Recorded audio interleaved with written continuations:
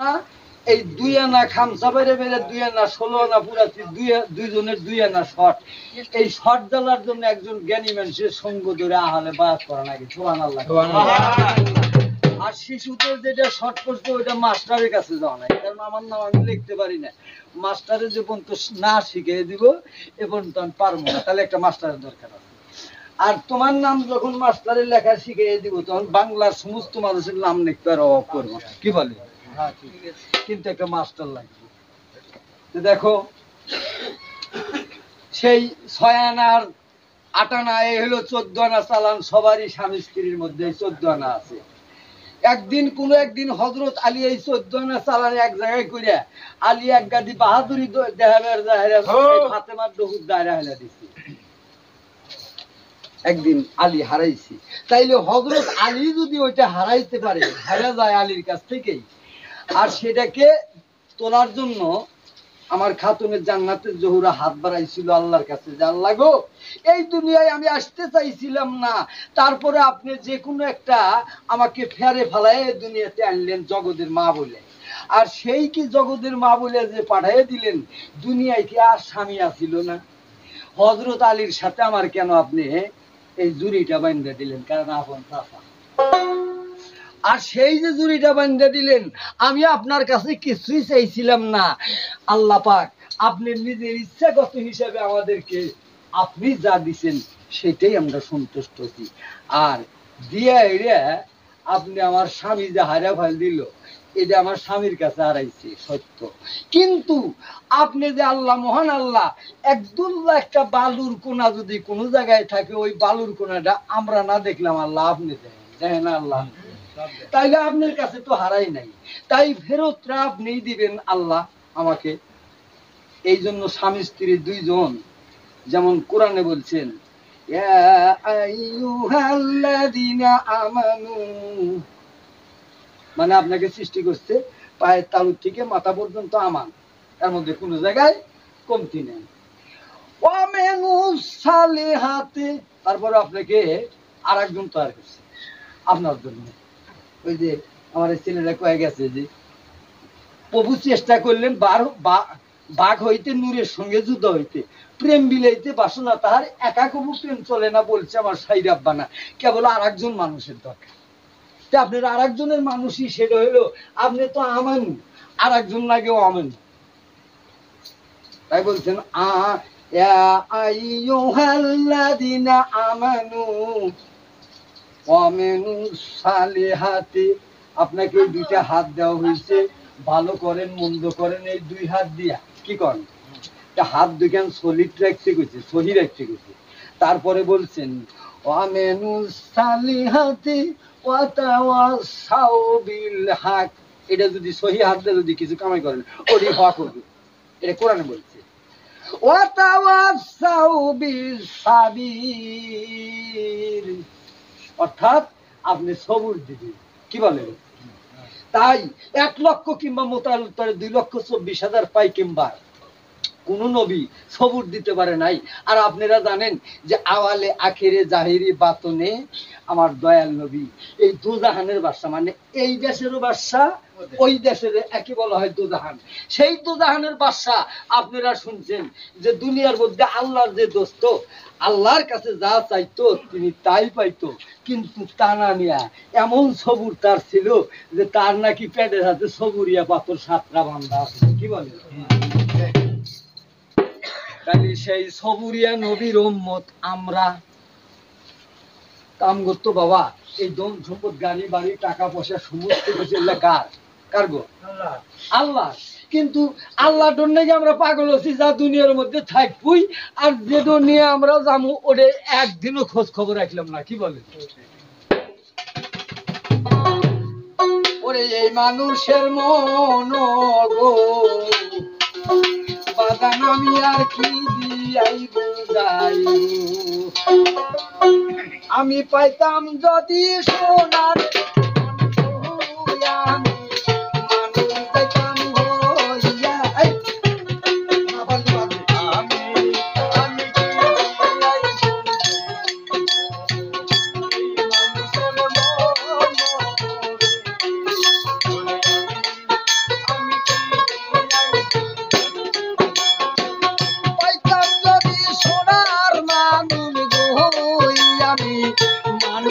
প্রাণ হইয়া দিবে আমি কি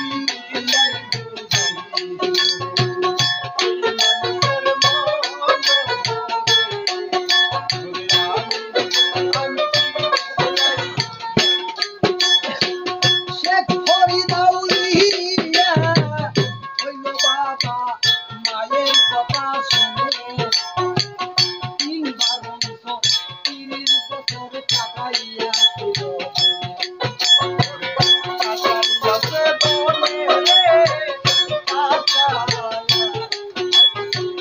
নিজামুদ্দিন ফুল ফুটাইল রে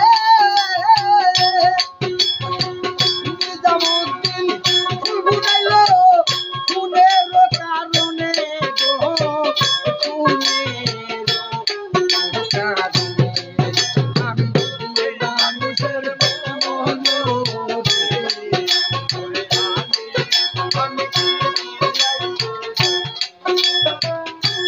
আস্তে দেখেন প্রথম আমাদের মুসলমানদের জন্য প্রথমত থেকেই শুরু হইলো শিশুকাল 7 বছর বয়সের থেকেই নামাজ হইলো ফরজ আইন কি বলে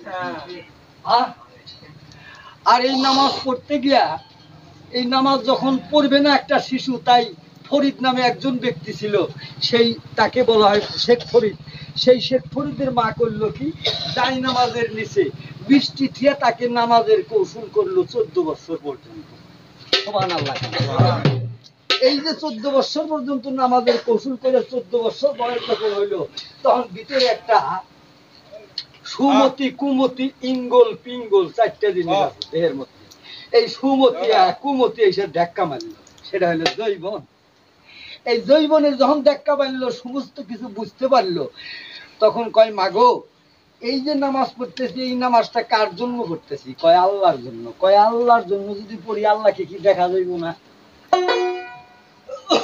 কয় হ্যাঁ বাবা দেখা যাবে কেমনে দেখবো এইভাবেই দেখতে হবে যে দূরের জিনিস কাছে আনতে গেলে অনেক পরিশ্রম করতে হয় বলেন সুবহানাল্লাহ সুবহানাল্লাহ তাইলে কি পরিশ্রম করতে হয় মা কয় এটা সাধনা করতে হবে কেমন সাধনা কয় একা একা ওটাকে কষ্ট করে তারপরে দূরের জিনিস কাছে আনতে হবে তো কয় মা সাধনা করতে হবে হ্যাঁ সাধনা করতে হবে ফরিদ কি করলো শুই না একটা নদীর কূলে তাকে দেখে যে এত বড় ভরপুর নদী তার উপর দিয়ে পাখি উড়ে আসা যাওয়া করতে শেখ ফরিদ ওই পাখির দিকে তাকাইছে কোথায় থেকে যেন একটা পাখি এসে পানির মধ্যে আকাশের উড়ান্ত পাখি এসে গভীর জলের মধ্যে ডুব দিয়া মাছ ধরে নিয়ে সৈন্যের দিকে উড়ে রওনা দিল শেখ ফরিদ কয় মাঠ দাই ঠিক কারণ সৈন্য দিয়ে ওরে আর সেই বস্তু পানির মধ্যে অদেহা বস্তুকে শিকার করে তারপরে আকাশের দিকে নিয়ে উড়ে রওনা দিল আল্লাহ তো এমন বস্তু যে ধরা অবশ্যই যাবে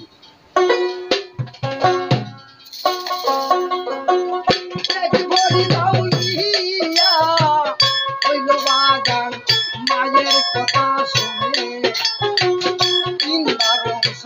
30 বছর কাটাইয়াছিল বনে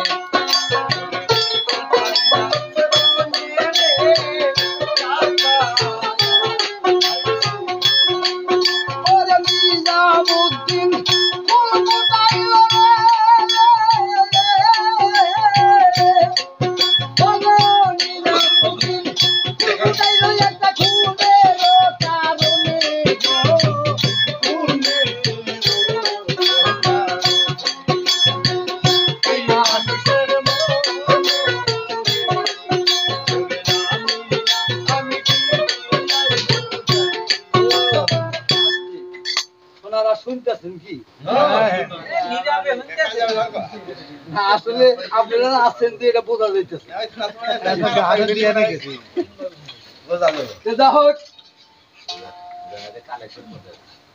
আজকে আপনাদের মাঝে আরো গান শুনবেন বা জীবনে বেঁচে থাকলে আরো শুনবেন হ্যাঁ একটা জিনিস তৈরি করতেও সময় লাগে আকরা বুঝ চার্জ দিতে গেলে আমাদের 5-6 চার্জ দেওয়ার পর আজকের গানটা আপনাদের মাঝে দেওয়া হয়েছে আর এই ছেলেটার প্রশ্নের জবাব আপনারা পাইবেন কারণ একজন জিজ্ঞেস করছিল যে বাবা আজরাইল বলে একটা জান কবজ করে সারা মূল্য এই দেশে একটা মরতে আছে, আর ওই দেশে আল্লাহ হুকুম দিয়েছে যে চিটাগাং থেকে একটা মিডিয়া, তাহলে আজরাইল এর মধ্যে যায় কখন? যে বাবা পাতের কোনা পাতের মধ্যে যখন একটা প্লেটের মধ্যে ভাত নেন, ভর্তা নিছেন, বাজি নিছেন, মাছ নিছেন, ওই সাইডে আর একটা নিছেন, তাহলে আপনার কাছেই তো খালি বলতেন নিয়া আল্লাহ বস্তু হইলে এমন বস্তু, আল্লাহর কাছে এই পৃথিবীটা হইলো একটা প্লেট, কি বলে এক জায়গার থেকে সমস্ত কিছু তুমি দেখতে পাচ্ছেন। তাই আপনারা যারা তরিকতের মানুষ আছেন, তরিকার অপর নাম হলো ভক্তি, বিশ্বাস, প্রেম, ভালোবাসা। আর তরিকতের ভিতরে 4টি রাস্তা। আর এই তরিকতের মধ্যে গুরু, শিক্ষা গুরু, পীর, দীক্ষা গুরু, হাওয়া, সাধনের গুরু, পরম আত্মা, বজনের গুরু হইল পিতার মাতা।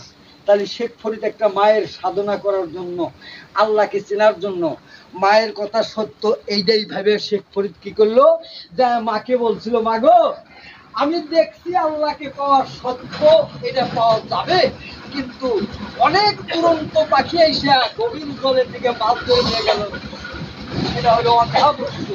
তাইলে আমি আল্লাহকে আমি এমন একটি জায়গায় যাবো নির্জন জঙ্গলে, সেখানে যেন কেউ না থাকে।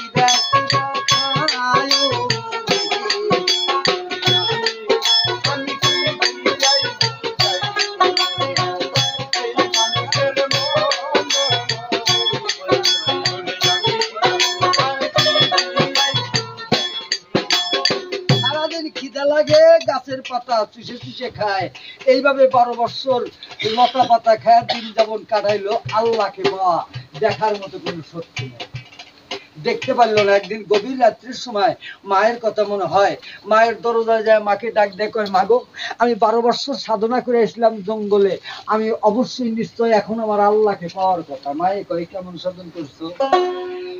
কয় মা গো ক্ষুধা লাগলে খাই নাই খানা, খাইছি গাছের পাতা চুষিয়া, এইভাবে 12 বছর মাগো আমি দিলাম পার করিয়া, আমি কোন দিন জানো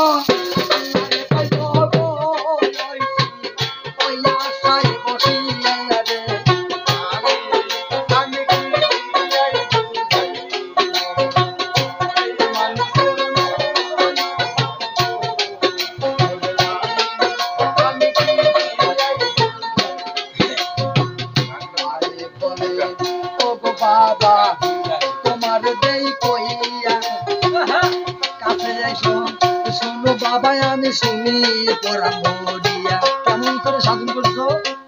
বলে ক্ষুধা লাগলে গাছে পাতা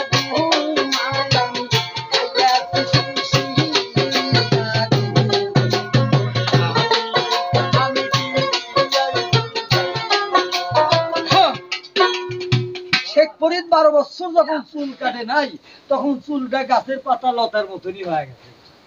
মাথার মধ্যে থাবড়া দিয়ে মায়ে কয় বাবা জোরে কইসা ধইরা কইছে, বাবা কি কেমন করে তুমি আল্লাহকে ডাকছো, কি খাইছো?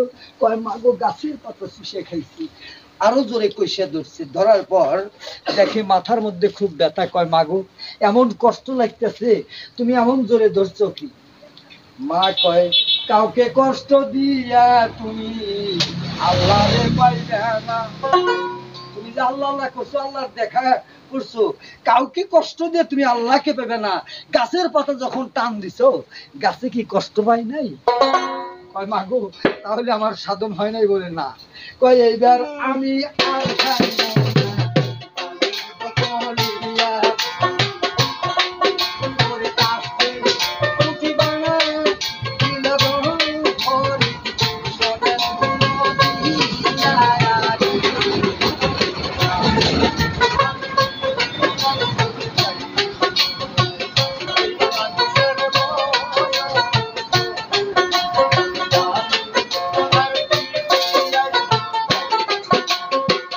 কাষ্টের একটা উকি ঘটির সেদিন লইল গো বানাইয়া, জঙ্গলেতে চইলা গেল শোনেন মরিয়া। হায়রে 12 বছর কাটাইল গো তিনি নিজে না খাইয়া।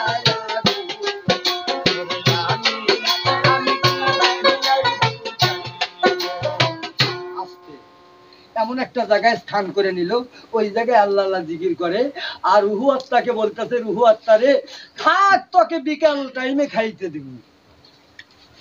বিকাল যখন হয়ে যায়, রুহু আত্মা গেরাদে নিয়ে আইসে, উনি তখন দোল্লার মধ্যে থেকে ওই কাষ্টের রুটিটা বাইর করে আত্মাকে বলতেছে, আত্মা রে এই যে খামু, এখানে তো খাইলাম না, এখন খাইলাম না, কিন্তু কাল সকালে খাবো। এইভাবে 12 বছর পার করে নিয়ে গেছে। পার করে একদিন গভীর রজনীর সময় মার কথা মনে হয়েছে, মাগো আজ 12 বছর কাটাইয়া গেল, অবশ্যই আমি আল্লাহর নৈকুট্য আমার লাভ হয়ে গেছে, কারণ আমি কাউকে কষ্ট দিলাম না, আমি খাইলামও না। মায়ের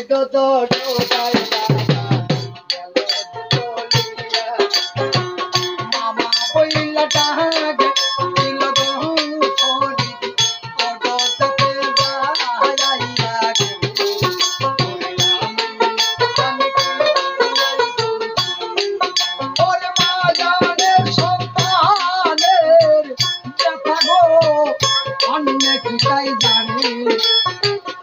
মায়ের চোখে নাই রে ঘুম রইছে সন্তানের জ্ঞানে, মায়ের চোখে ঘুম নাই গো রইছে সন্তানের জ্ঞানে।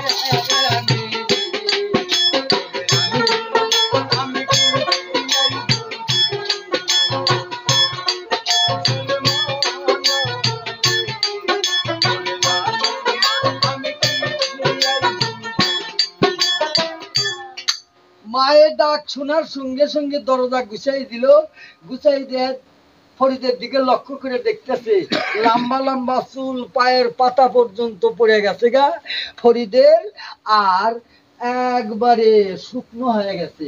তাই ওই সময় বাবার দিকে তাকায় বলছিল, বাজান তুমি কি করছো? কয় মাগো আমি তো কাউরে কষ্ট দেই নাই, শোনেন মন দিয়া, যখন আমার ক্ষুধা লাগছে আমি এই কাষ্টের রুটি বাহির করিয়া খাইব খাইব বইলাই আমি গো খাইলাম না, 12 বছর গেল রে, আমি কি 12 বছর এইভাবে পার করছি। কয় বাবা কেমন এবার যারো কষ্ট দিছ, এই কষ্টের আর শেষ নাই, কারণ 5টি আত্মাকে তুমি কি করছো?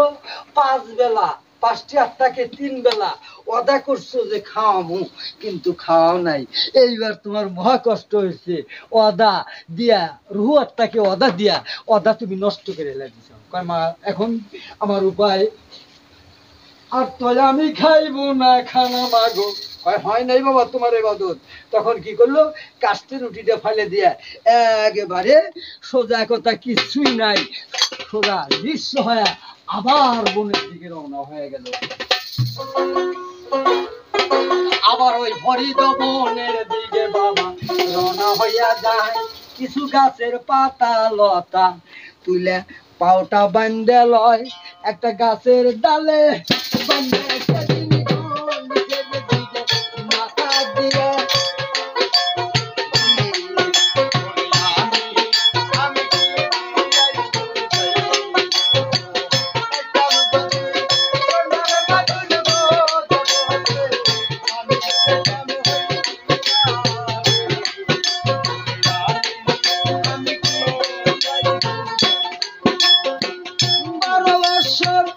আর হয়ে যায় আল্লাহ আল্লাহ জিকির করে তাই আল্লাহর ফেরেশতা একদিন আল্লাহরে কয় আল্লাহ আপনি কি এক নজর দেখার জন্য ৩ বছরের মাথায় পড়ে গেল এখন, আর আপনি আল্লাহ প্রাথমিক দেখা দিতেছেন না, একটু দয়া করে দেখা দেন।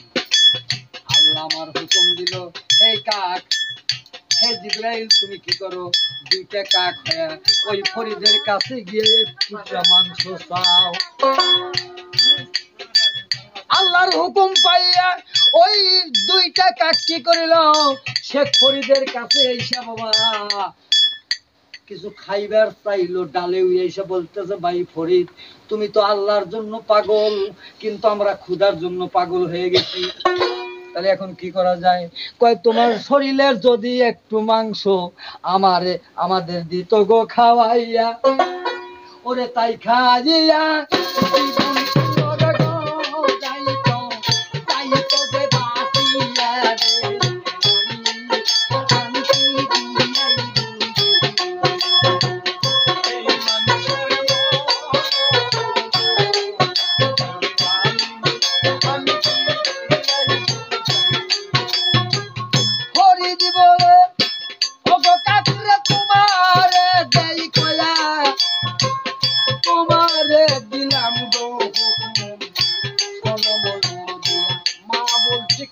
কষ্ট দেওয়া যাইব না, এখন যদি আমি ফরিদকে ফিরে দেয়